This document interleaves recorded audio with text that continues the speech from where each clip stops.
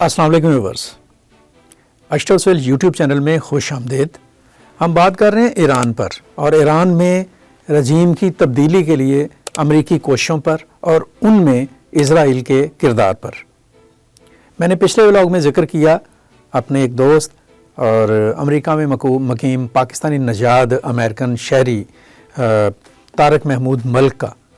उन्होंने बताया कि मैंने 17 अप्रैल 2023 को जो बाइडन को ख़त लिखा जब हिजाब के मसले पर ईरान में एहतजाज हो रहा था, और फिर 5 अगस्त 2025 को डोनाल्ड ट्रंप को ख़त लिखा और जब ये इनकी एक झड़प हुई थी ईरान और इज़राइल के दरमियान, एक जंगी माहौल रहा था। वो कहते हैं कि जो डोनाल्ड ट्रंप हैं इनका लबो लहजा बड़ा ही क्लियर है, अगरचे उनका भी लबो लहजा ऐसा ही था जो बाइडन थे, जो एक्स प्रेसिडेंट हैं यूएसए के, लेकिन वो निस्बतन नरमी में बात कर रहे हैं, उनका लहजा नरम था। आप ये खतूत भी देखेंगे तो इसमें ये दिखाई देगा। अब बड़ा खुल के वाज़ेह हो चुका है कि America has decided to take over Iranian रजीम। तो ये डिसीजन जौन सा है, ये क्या अपनी अमली शक्ल इख्तियार करता है या नहीं करता, ये तो आने वाले चंद हफ्तों में ही पता चल जाएगा, बल्कि अगले 1-2 दिनों में इसकी वाज़ेह शक्ल जौन सी है वो सामने आना शुरू हो जाएगी। और दिखाई ये दे रहा है कि अमेरिका ईरान में मुदाखलत नहीं करेगा, कोई फ़ौजी मुदाखलत। अगर वो करनी पड़ी तो वो इज़राइल से कराएगा। अमेरिका ईरान के किसी शहरी को एक कत्ल में मुलव्वस नहीं होगा। अगर ऐसा हुआ तो वो इज़राइल को आगे करेगा। आप कह लें कि सुबक रफ्तारी से और बड़ी महारत से अमेरिका की ये मनसूबाबंदी है कि ईरान में रजीम को तब्दील कर दिया जाए। ये जो अमेरिकी सोच है, ज़ाहिर है वो एक सुपर पावर है इस वक्त दुनिया की, इससे हम इनकार तो नहीं कर सकते हैं, लेकिन सोचने की बात यह है कि इसके जवाब में ईरान की रेजिस्टेंस क्या होगी। एक तो बात तयशुदा है कि ईरानी जो रजीम है या ईरानी हुक्मरान जौन से हैं वो वेनेज़ुएला की तरह के नहीं हैं कि अमेरिकी बहरी बेड़ा जाए और वहाँ से उनके सदर और उनकी अहलिया को अगवा करके या उठाकर अमेरिका ले आए। इस तरह की सूरत तो नहीं है। ईरान में एक जो आप कह लें कि टॉप लेवल के ऊपर जो पासदारान इनकलाब है और ईरान की जो क़यादत है, उनके दरमियान बहुत ही एक हम मांगी है और बड़े वो अपने नज़रियात के साथ जुड़े हुए हैं। तमाम तर मुश्किलात के बावजूद ऐसा कोई शख्स सामने नहीं आया सामने टॉप लेवल लीडरशिप के ऊपर कि जो ईरान के मफादात के ख़िलाफ़ सामने आता। अगरचे नीचे हो सकता है बहुत सारे उनके इज़राइलियों के वो जासूसी के नेटवर्क फैले हुए हों या सारा कुछ हो, लेकिन ईरानियन जो लीडरशिप है या रजीम जौन सी है उसमें कोई क्रैक्स अभी तक देखने में नहीं आए। ये एक प्लस पॉइंट है ईरान का। तो इस प्लस पॉइंट की बुनियाद पर अब ईरान जो है वो क्या अपनी उन गलतियों से सबक सीखेगा जो उसने पिछले 46 सालों में की हैं। मैंने अपने एक और भी प्रोग्राम में ये बात कही है और मैं ये बहुत ही आप कह लें कि संजीदगी से समझता हूँ कि ईरान हो या दुनिया का कोई भी मुल्क, उसने जो भी करना है, उसकी जो भी मूवमेंट है या उसकी जो पेशरफ्त है या उसका मुस्तकबिल का जो भी मंसूबा है, उस मंसूबे को तय करते वक्त उस मुल्क को अपने दाएं बाएं, अपने इर्द गिर्द और फिर अपने ख़ित्ते के हालात और फिर इंटरनेशनल जो सूरत हालात हैं उनको सामने रख कर आगे बढ़ने की ज़रूरत होती है। ईरान में रजीम तो चेंज हो गया 1979 में, आयतुल्लाह ख़मीनी की हुकूमत भी कायम हो गई उनके ज़रिए असर और एक इस्लामी इनकलाब भी बर्पा हो गया। लेकिन क्या ये जो कामयाबी थी ये इतनी बड़ी कामयाबी थी कि इस कामयाबी को ईरान पूरे ख़ित्ते के जो मुख्तलिफ ममालिक हैं उन तक पहुँचाने की कोशिश करता? मेरा ख्याल है कि इसका जवाब नो में है। ईरान की जो कामयाबी थी उसके बाद ज़रूरत इस बात की थी कि ईरानियन जो लीडरशिप है वो अपने मुल्क की तरक्की, अपने अवाम की तरक्की और ख़ास तौर पर अपनी मईशत की तरक्की पर तवज्जो देते। इसके लिए उन्हें अपनी बैनुल अक़वामी पॉलिसियों में एक आप कह लें कि बहुत ही एक आप कह लें ज़बरदस्त किस्म की तब्दीलियाँ लाने की ज़रूरत थी। ये जो उलझाओ और ये जो महाजराई और ये जो ललकार और यलगार और एक तरह से खामखा की जिसे कह लें कि ऐसी ज़रूरत जिसके अंदर हकीकत काम हो, उसका मुज़ाहरा करने की ज़रूरत नहीं थी ईरानी लीडरशिप को। सबसे पहले तो उन्हें अपने आप को मजबूत करना चाहिए था, लेकिन 1979 के बाद ईरान ने क्या किया? एक तो फौरी उसकी इराक़ के साथ जंग हुई 8 سال تک اب لڑتے رہے ہیں عراق کے ساتھ، اپنے ہی بھائی کے ساتھ، اپنے ہی پڑوسی ملک کے ساتھ۔ اس کے بعد آپ نے مزید کیا کیا؟ آپ نے ایرانی جو ریولیوشن تھا اس کو آگے پھیلانے کی کوشش کی خطے میں، نہ صرف خطے میں بلکہ دوسرے خطے میں بھی، پاکستان میں بھی اور مختلف ملکوں میں۔ حماس میں آپ نے انویسٹمنٹ کی، آپ نے حزب اللہ میں انویسٹمنٹ کی، اور یہ چیزیں کچھ دنیا کی نظروں سے اوجھل تو نہیں تھیں۔ پھر آپ پر ایلیگیشنز آئے کہ آپ ایٹمی تیاریاں کر رہے ہیں، آپ اس کے اوپر بھی دنیا کو سیٹسفائی نہیں کر سکے۔ بہت ساری جگہوں پہ ہمیں بہت سارے کمپرومائزز کرنے پڑتے ہیں آگے بڑھنے کے لیے، آپ نے وہ اختیار نہیں کیا۔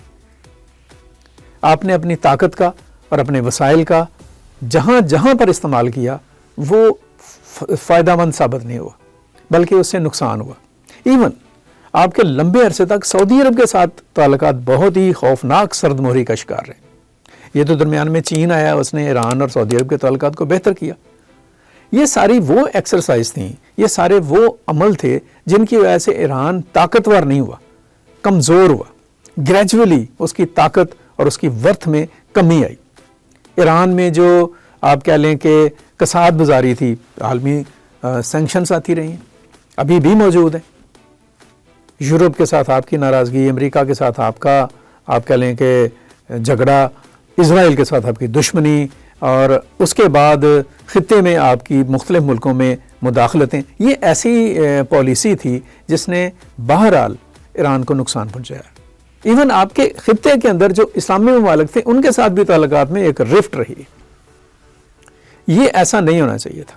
اس نقصان پہنچنے کے بعد اب حالات یہ ہیں کہ آپ جو بھی کہتے رہیں، بظاہر ہمیں بہت ہمدردی ہے ایران کے ساتھ، پاکستان ایران کے ساتھ کھڑا ہے، ہمیشہ کھڑا ہوتا ہے، ہمیشہ کھڑا رہے گا، لیکن دکھ اس بات کا ہے کہ آپ نے اپنے لیے جو بھی راستہ اختیار کیا، اس راستے کا جو آپ کہہ لیں کہ ریئیکشن آیا، وہ آپ ہی کے لیے فائدہ مند ثابت نہیں ہوا۔ آج آپ جو مرضی کہہ لیں، لیکن آپ کی اکانومی جو سی ہے وہ کلیپس کی ہوئی ہے۔ ملک میں مہنگائی ہے، بے روزگاری ہے، لوگ پریشان ہیں، بے چین ہیں، آپ کہہ لیں کہ ایک طرح کا انہیں یقین ہی نہیں ہے کہ ان کا فیوچر کیسا ہوگا۔ ایسے حالات میں مظاہرے بھی ہوتے ہیں۔ پھر آپ نے ایسی آپ کہہ لیں کہ سینکشنز اور ایسی پالیسیز کا اطلاق کیا ایران پر جو کہ ایران کی میجورٹی کو پسند نہیں ہے۔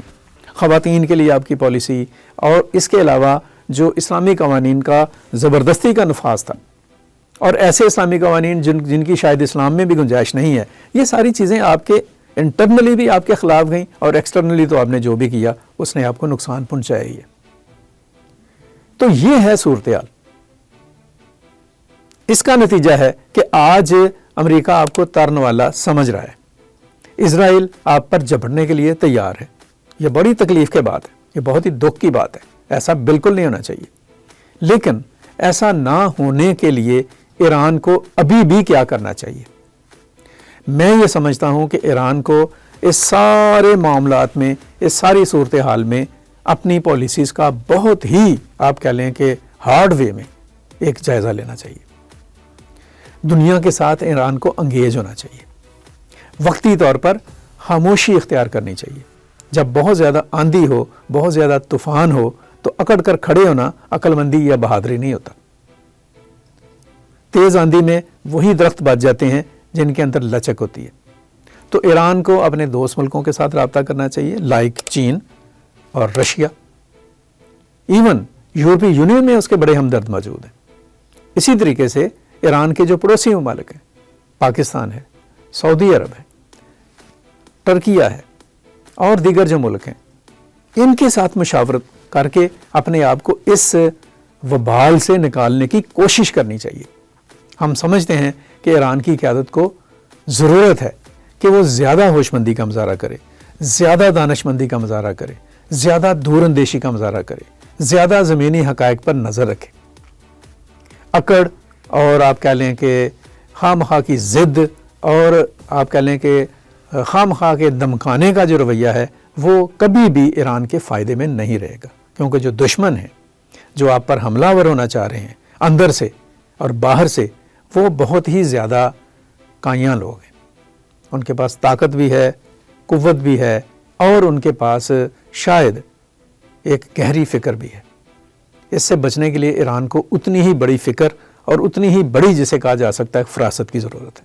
مجھے امید ہے کہ ایران کی قیادت آنے والے دنوں میں ان تمام حقائق کو سامنے رکھ کر ایک ایسی اسٹریٹجی اختیار کرے گی کہ اپنے دوست ممالک کے ساتھ مل کر وہ امریکہ کو انگیج کر سکے کہ لڑنے کے بجائے، جنگ کی بجائے اور رجیم کو تبدیل کرنے کے بجائے ایران میں ایک پازیٹیو، مثبت اور تعمیری تبدیلیاں جو سی ہیں وہ لائی جائیں، تاکہ ایران انٹرنیشنل کمیونٹی کا ایک فعال اور ذمہ دار حصہ بن کر سامنے آ سکے، اور ایران کے عوام یہ جو خوفناک قسم کی پابندیاں ہیں ان سے نجات حاصل کر کے ایک ترقی، آسودگی اور ایک بہتر زندگی کی تلاش میں آگے بڑھ سکیں۔ مجھے امید ہے کہ ان چیزوں کے اوپر غور کیا جائے گا۔ آج کا یہ ولاگ یہاں تک، مزید گفتگو آنے والے دنوں میں کریں گے۔ حالات پر نظر رکھیے گا، حالات بہت ہی حساس ہیں اور کبھی بھی کسی بھی وقت کچھ بھی ہو سکتا ہے۔ مجھے اجازت دیجیے گا، اپنا خیال رکھیے گا۔ اللہ حافظ۔ پاکستان پائندہ باد۔